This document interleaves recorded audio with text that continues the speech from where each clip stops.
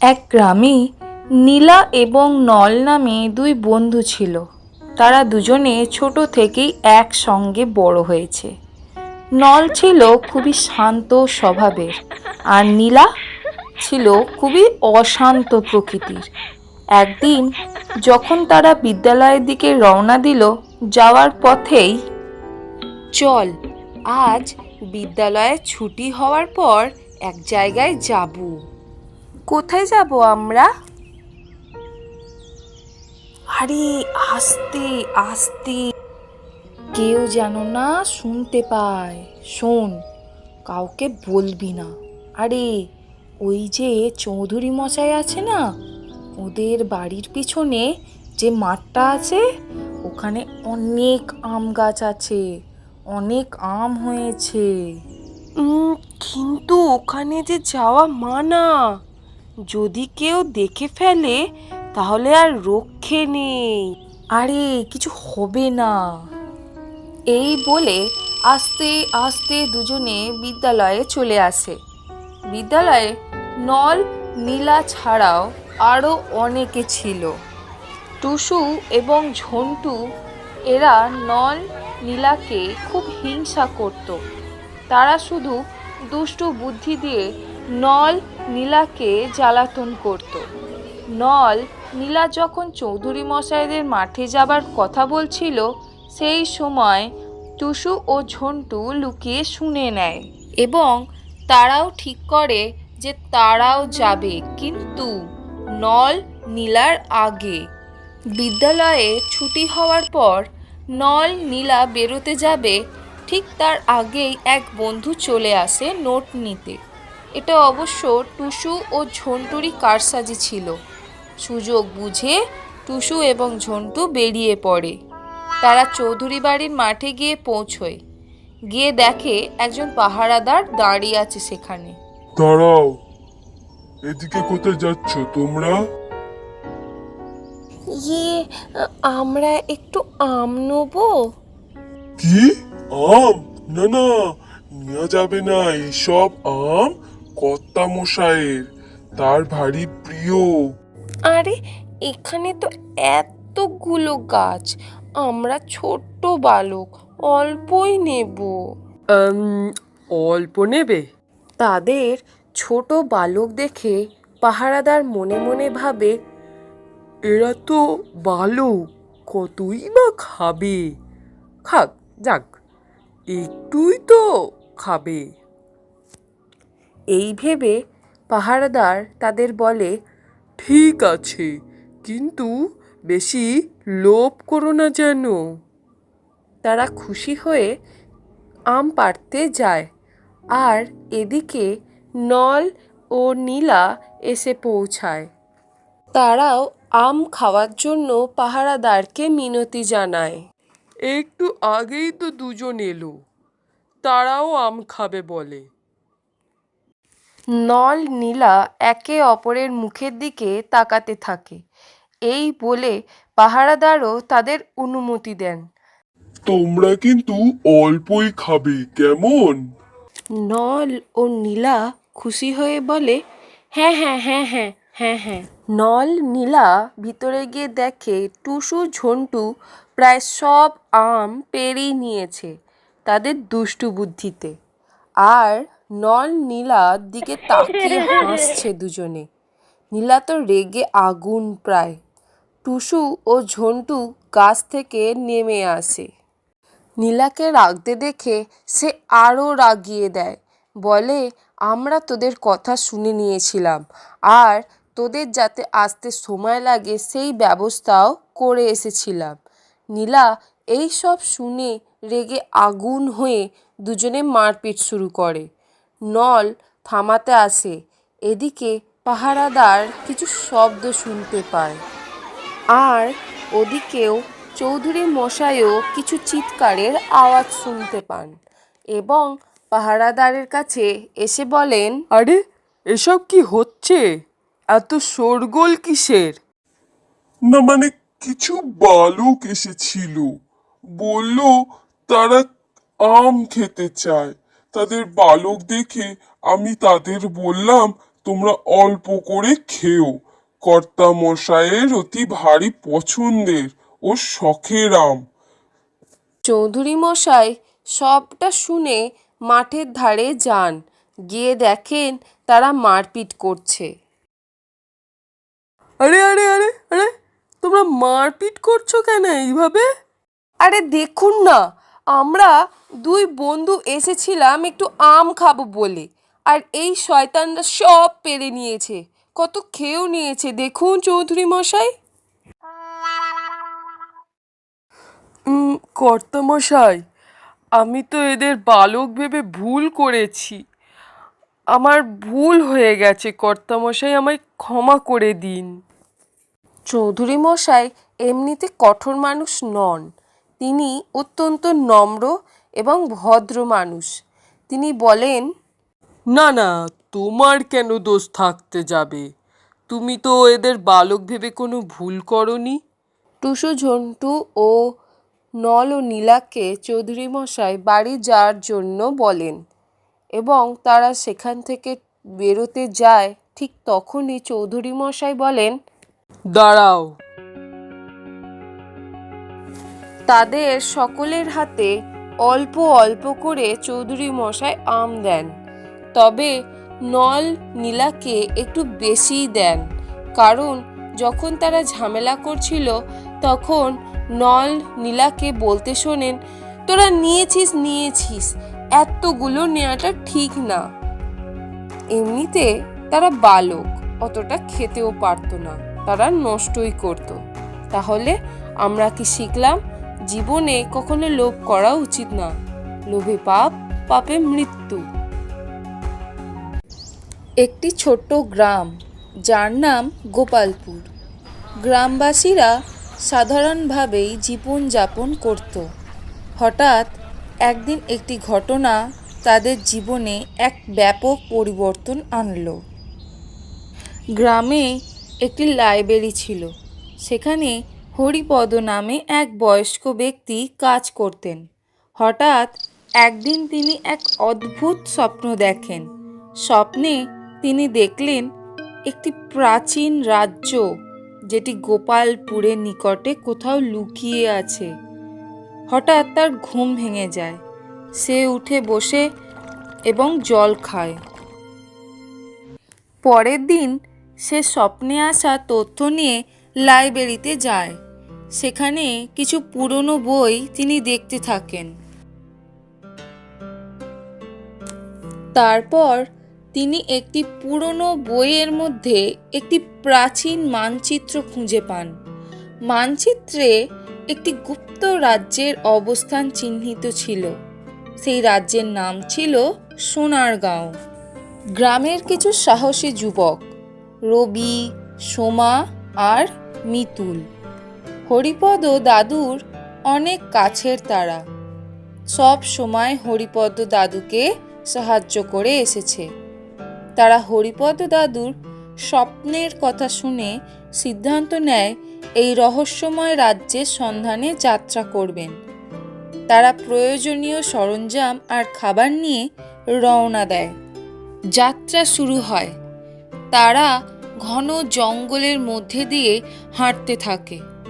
পথের মধ্যে নানা বিপদ ও চ্যালেঞ্জের মুখোমুখি হয় তারা। সব ভয়কে জয় করে সাহস আর একতা দিয়ে তারা সমস্ত চ্যালেঞ্জ পার করে। অবশেষে তারা একটি প্রাচীন গুহার সামনে এসে পৌঁছায়। গুহার মুখে একটি বিশাল পাথরের দরজা ছিল, যার ওপরে প্রাচীন লিপি খোদাই করা ছিল। হরিপদ দাদুর মানচিত্রে লেখা সংকেত অনুসারে রবি গুহার দরজাটি খোলার চেষ্টা করে। গুহার ভিতরে প্রবেশ করার পর তারা বিভিন্ন রকমের মূল্যবান ধাতু, রত্ন আর প্রাচীন পাণ্ডুলিপি খুঁজে পায়। কিন্তু সবচেয়ে আশ্চর্যজনক ছিল একটি সোনার মুকুট। সোনার মুকুটের পাশেই একটি চিত্র ছিল, যেখানে দেখা যায় এটি রাজা বিক্রমাদিত্যের। তারা গুহার আরও গভীরে যায়। সেখানে গিয়ে তারা একটি রহস্যময় ঘরের সন্ধান পায়। ঘরটির মধ্যখানে একটি বিশাল সিংহাসন আর চারিদিকে বিভিন্ন রহস্যময় চিহ্ন। হরিপদ দাদুর মানচিত্রের সাহায্যে তারা বুঝতে পারে এটি সোনারগাঁও রাজ্যেরই একটি হারানো রাজধানী। অভিযানের শেষ পর্যায়ে তারা নিজেদের আবিষ্কৃত গুপ্তধন ও পাণ্ডুলিপি নিয়ে গোপালপুরে ফিরে আসে।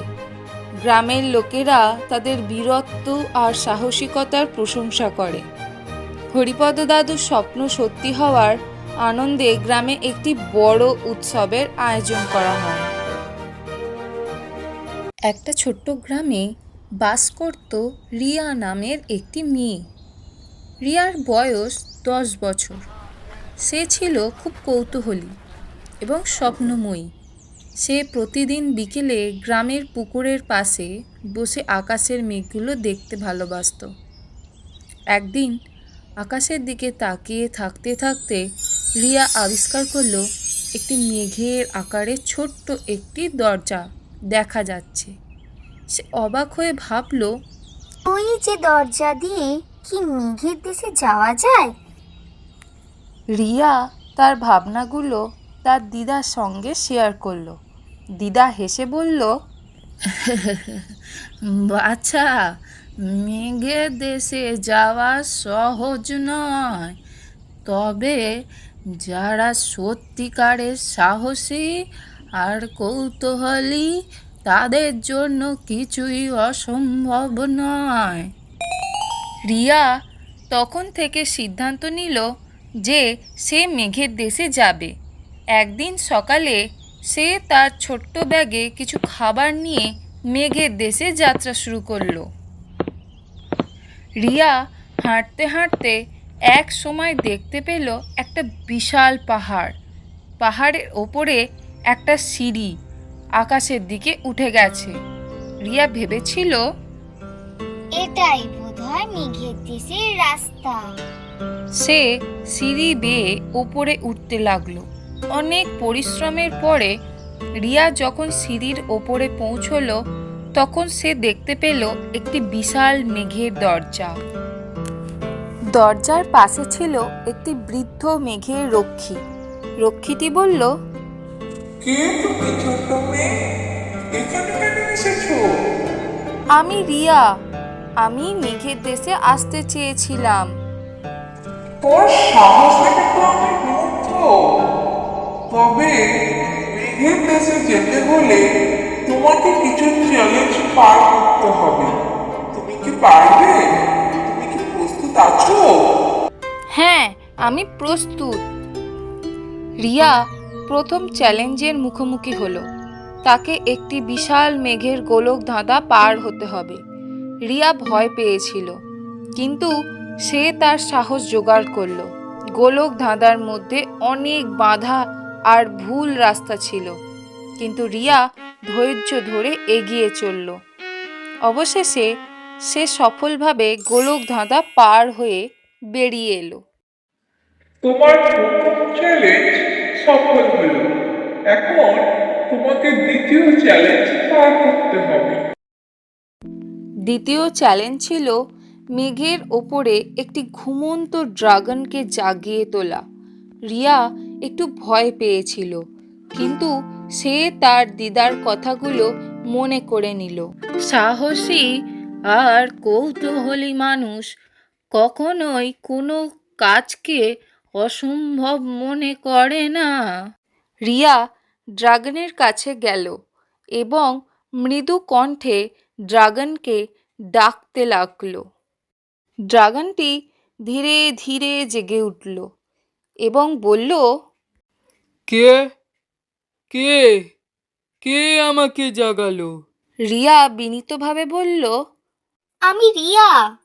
আমি মেঘের দেশে আসতে চেয়েছিলাম এবং আমাকে তোমাকে জাগিয়ে তুলতে বলা হয়েছে। হা হা হা হা! তোমার সাহস আর বিনয় দেখে আমি মুগ্ধ। তুমি দ্বিতীয় চ্যালেঞ্জও সফল করেছো। রিয়া অবশেষে বৃদ্ধ মেঘের রক্ষীর কাছে ফিরে এলো।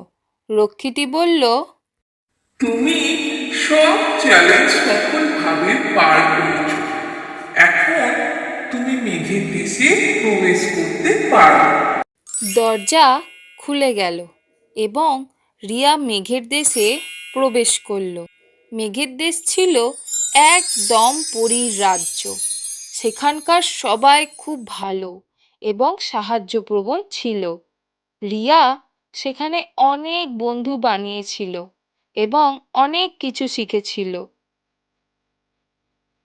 সে জানতে পারল যে মেঘের দেশে কেবল সাহসী আর বিনয় মানুষই আসতে পারে।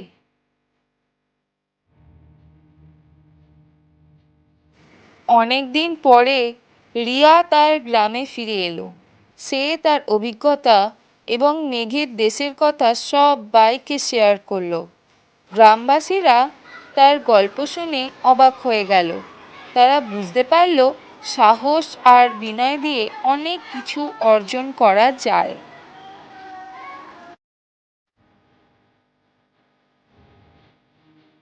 রিয়া তার দিদাকেও ধন্যবাদ জানালো, কারণ তার পরামর্শই তাকে মেঘের দেশে যেতে সাহায্য করেছিল।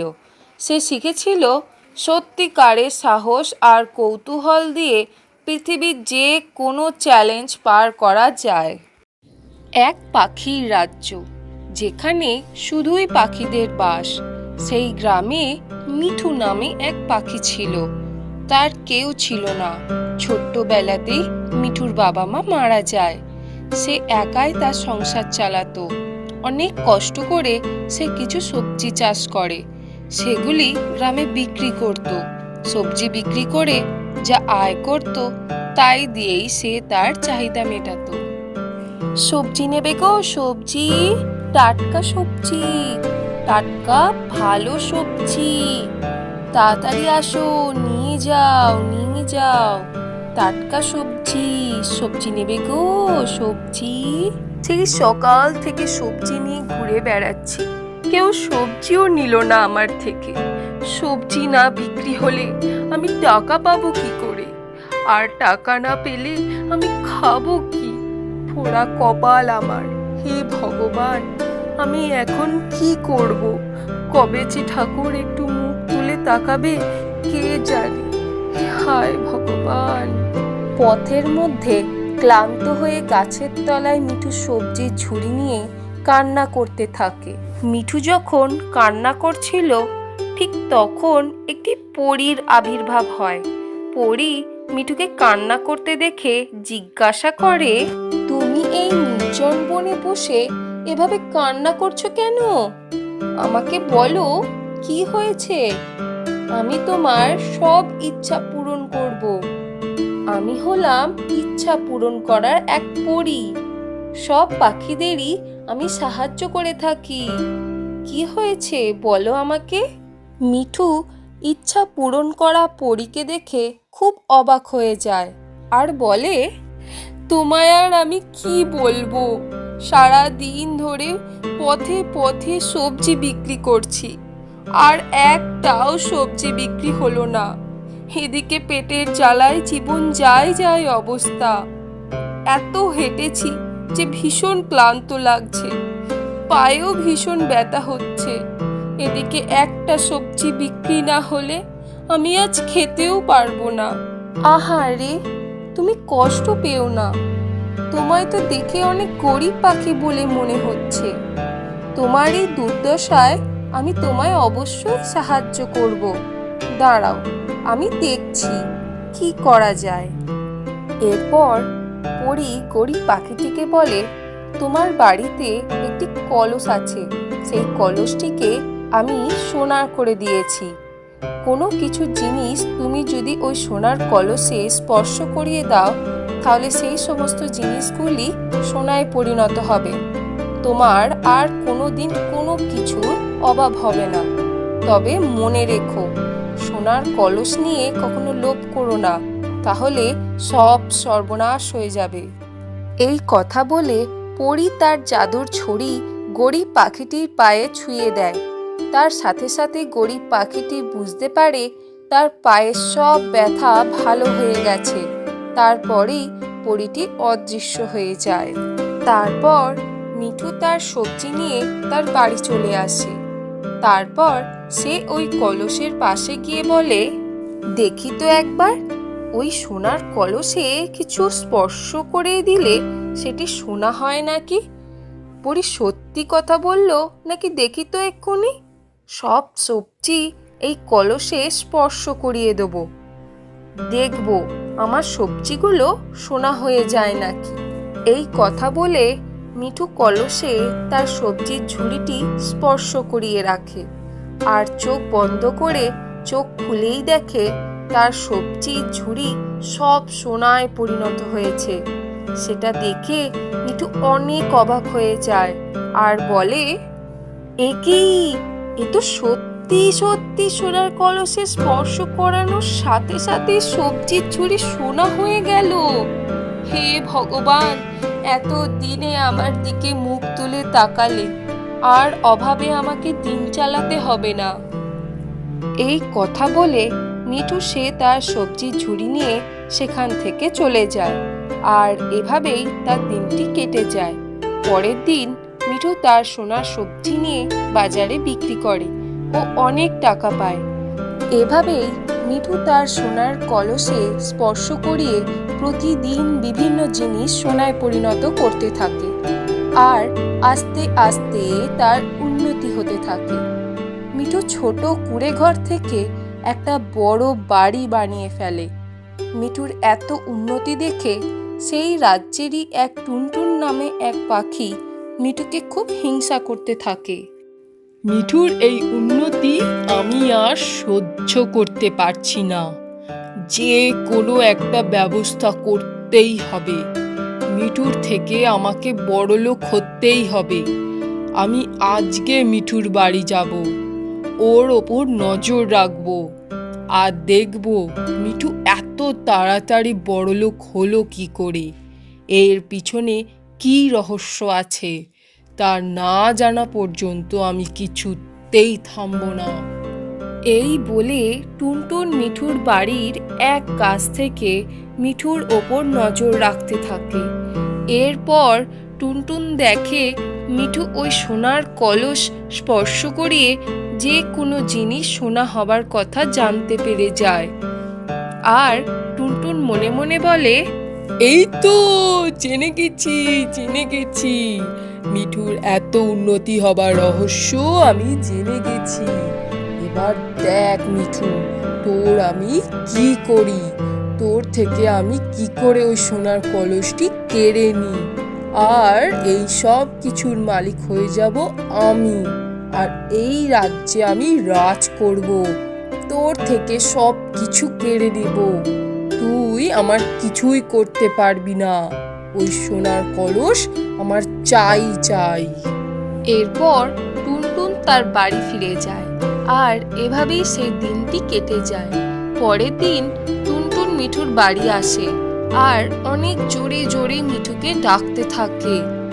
মিঠু, এই মিঠু, কোথায় গেলি শয়তান? কোথায় লুকিয়ে আছিস? বেরিয়ে আয় এক্ষুনি। আমার কাছে টাকা ধার নিয়ে সেটা ফেরত দেবার তো কোনো নাম নেই। আমার টাকা নিয়ে কোথায় লুকিয়ে আছিস? বেরিয়ে আয় বলছি এক্ষুনি, তা না হলে আমি থানায় তোর নামে অভিযোগ জানাবো। টুনটুনের এত চেঁচামেচিতে মিঠু তার ঘর থেকে বেরিয়ে আসে আর বলে, তুমি এসব কি বলছো টুনটুন দাদা? আমি আবার কবে তোমার থেকে টাকা ধার করলাম? মিথ্যে কথা বলছো কেন তুমি? আমি আবার কখন টাকা ধার করলাম? আমি কোনো টাকা নিইনি তোমার। আমি মিথ্যে কথা বলবো কেন শুনি? টাকা ধার করে এখন বুঝি ভুলে গেছিস? ঠিক আছে, টাকা না দিতে পারলে তোর এই বাড়ি আর ওই সোনার কলসটিও আমি নিয়ে নেব। যেদিন টাকা দিতে পারবি সেদিন তোকে এই বাড়ি আর ওই সোনার কলস তোকে ফেরত দিয়ে দেবো। তুই যদি এক্ষুনি আমার কথা না শুনিস তাহলে তোকে এক্ষুনি এখানে মেরে পুঁতে ফেলবো। যা তাড়াতাড়ি এখান থেকে পালিয়ে যা, যা চলে যা। তুই যদি নিজের প্রাণ বাঁচাতে চাস তাহলে এক্ষুনি এখান থেকে পালিয়ে যা, তাড়াতাড়ি চলে যা এখান থেকে।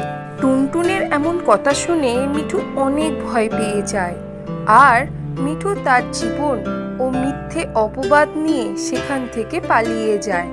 এরপর মিঠু তার সর্বস্ব হারিয়ে এক নির্জন বনে গাছের তলায় বসে কাঁদতে থাকে।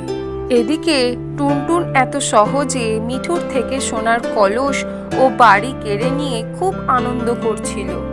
আহা আহা, কি সহজেই মিঠুকে বোকা বানিয়ে দিলাম। এবার আমি অনেক বড় লোক হব। যাই, কিছু জিনিস নিয়ে আসি, সেগুলো সোনায় পরিণত করেই এখান থেকে কেটে পড়ি। পরে যদি ওই বোকা মিঠু আমি মিথ্যে বলেছি এটা প্রমাণ করে ফেলে, তাহলে আমি বিপদে পড়ে যাব। তারপর এই কথা বলে টুনটুন আশেপাশে যা পায় তাই জোগাড় করে ওই সোনার কলসের পাশে স্পর্শ করিয়ে রাখে। তার কিছুক্ষণের মধ্যেই সেই সব কিছু সোনায় পরিণত হয়। তা দেখে টুনটুনের চোখ লোভে ছানা বড়া হয়ে যায়।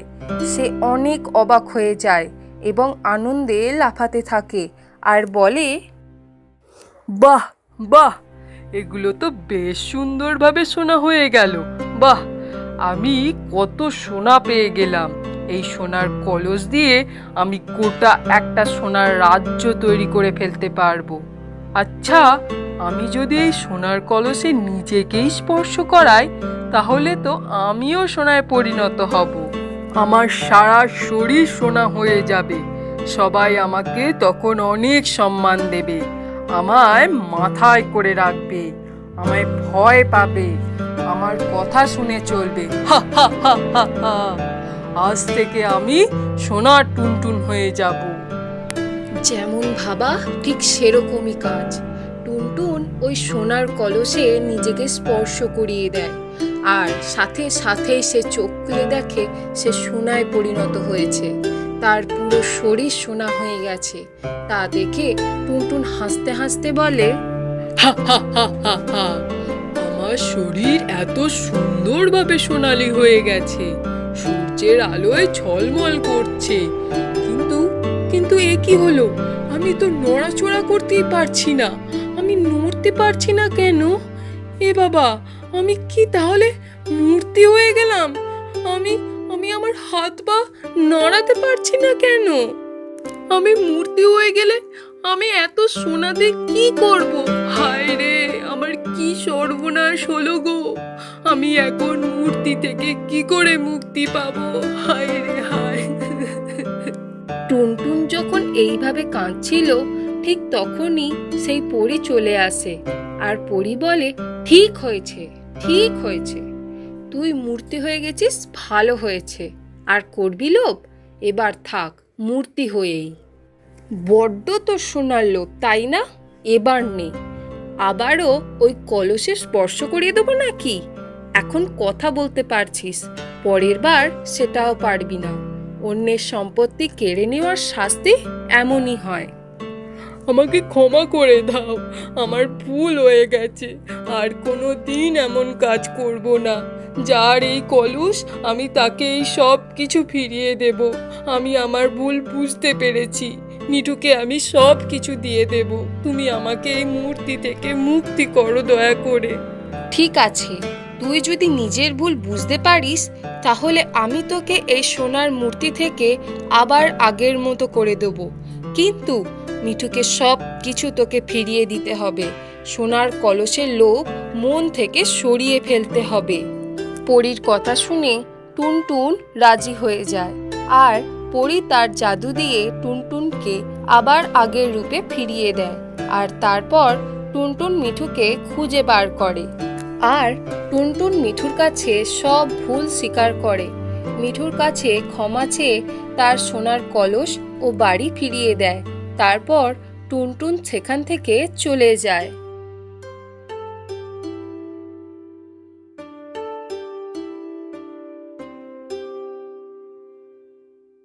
আর সবশেষে মিঠু তার সব কিছু ফিরে পায়, সুখে শান্তিতে জীবনযাপন করতে থাকে।